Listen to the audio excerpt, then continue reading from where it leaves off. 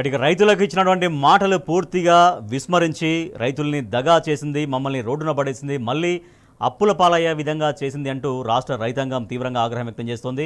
Congress party అధికారంలోకి వస్తే ఇప్పుడు ఇచ్చినటువంటి రైతు బంధు కాదు, మేము రైతు భరోసా ఇస్తాం, 15,000 ఇస్తామని చెప్పారు. కానీ ఆ రైతు భరోసా లేదు, ఉన్నటువంటి రైతు బంధు లేదు. ఇప్పటికే వరుసగా 2 సీజన్ల రైతు బంధు ఎగ్గొట్టారు. ఇప్పుడు ఏకంగా మళ్ళీ యాసంగి సీజన్కి రైతు బంధు ఎగ్గొట్టే విధంగా మంత్రి తుమ్మల నాగేశ్వరరావు ప్రకటన మరింత కలవరానికి మమ్మల్ని గురి చేస్తుందంటూ రైతులు ఆగ్రహం వ్యక్తం చేస్తున్నారు. సో బోనసే బాగుంది రైతు బంధు కంటే అని ఏ రైతు అన్నారు, ఎవరన్నారు, ఎందుకు రైతుల్ని తప్పుదేవ పట్టిస్తున్నారు, ఎందుకు రైతాంగాన్ని దగా చేస్తున్నారంటూ రాష్ట్ర రైతాంగం ప్రశ్నిస్తోంది. గతంలో బీఆర్ఎస్ ప్రభుత్వ హయాంలో ఒక పండగలా సాగినటువంటి వ్యవసాయాన్ని దండగా చేస్తూ మళ్ళీ ఏ రకంగా రైతు పండగ చేసుకుంటున్నారంటూ రైతులు ప్రశ్నిస్తూ ఉన్నారు.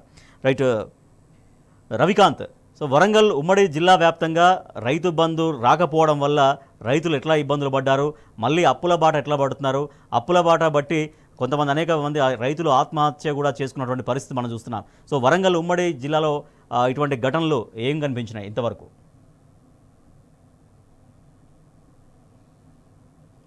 రైతులు అగమ్య గోచరంలో ఉన్నారని కాంగ్రెస్ ప్రభుత్వంలో మనం అర్థం చేసుకోవచ్చు.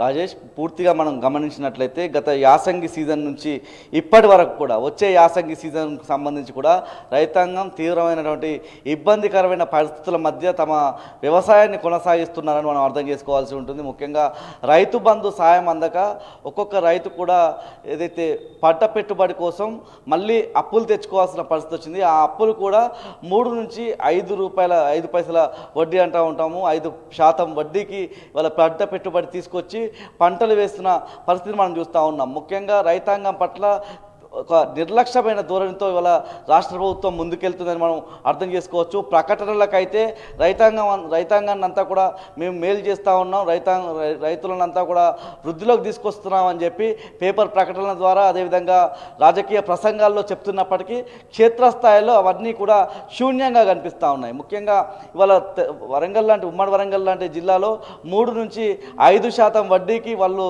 రైతాంగం అంతా కూడా పంట పెట్టుబడి తెచ్చుకొని పెడతా ఉన్న పరిస్థితి. మరోవైపు విత్తనాల విషయంలోనూ వాళ్ళ అరకొరగా విత్తనాలు దొరుకుతూ ఉన్న పరిస్థితి. యూరియా విషయంలోనూ అటు యాసంగి కావచ్చు, ఇప్పుడున్నటువంటి వానాకాలం సీజన్లో కూడా తీవ్రమైనటువంటి ఇబ్బందులు ఎదుర్కొన్నారు.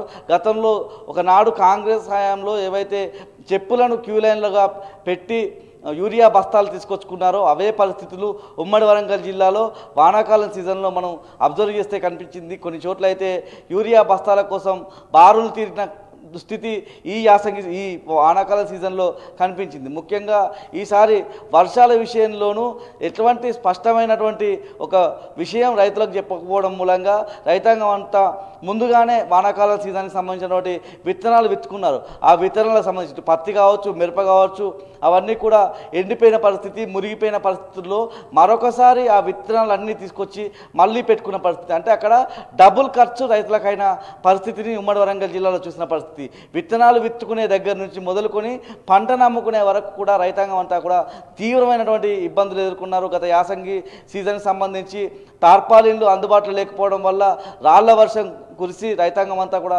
తీవ్రమైనటువంటి ఇబ్బందులు ఎదుర్కొన్నారు.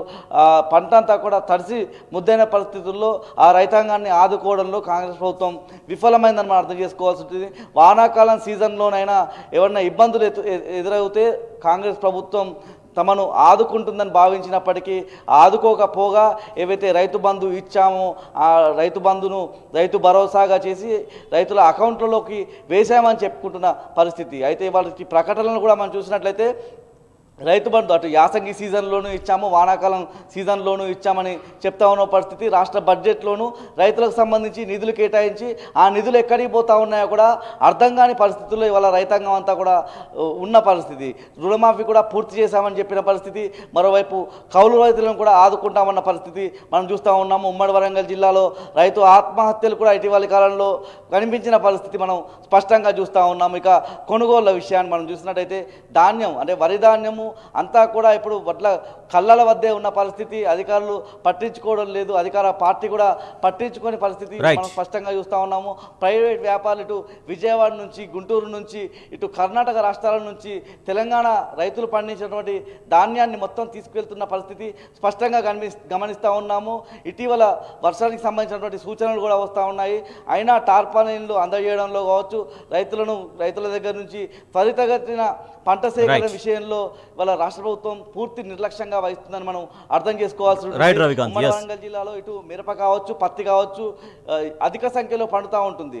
ఆ పత్తికి సంబంధించి మనం చూసినట్టయితే ఇనుమాల మార్కెట్లో రైతాంగం అంతా కూడా తీవ్రమైనటువంటి ఇబ్బందులు ఎదుర్కొంటా ఉన్న పరిస్థితి స్పష్టంగా చూస్తూ ఉన్నాము. ఇటు తేమ విషయంలో కావచ్చు, ఎవరైతే వ్యాపారులు పెట్టే ఇబ్బందులు కావచ్చు, వాళ్ళంతా కూడా అడ్డికి పావుషేరు చొప్పున వాళ్ళ పత్తి కావచ్చు, మిరప కావచ్చు, వాళ్ళ ధాన్యం కావచ్చు అమ్ముకునే పరిస్థితి స్పష్టంగా కనిపిస్తూ ఉంది. ముఖ్యంగా ఉమ్మడి వరంగల్ జిల్లాలో అధిక శాతం దొడ్డు వడ్లను పండిస్తూ ఉంటారు.